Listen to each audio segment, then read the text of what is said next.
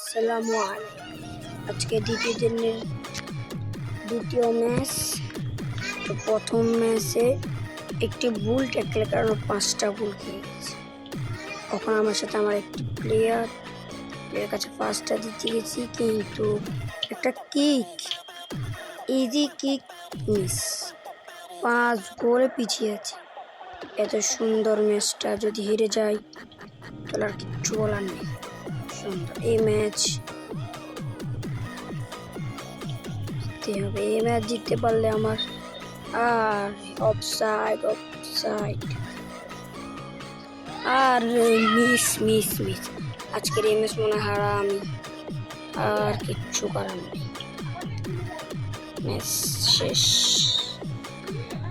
তো গাইস, আজকে পর্যন্তই, কাল থেকে আবার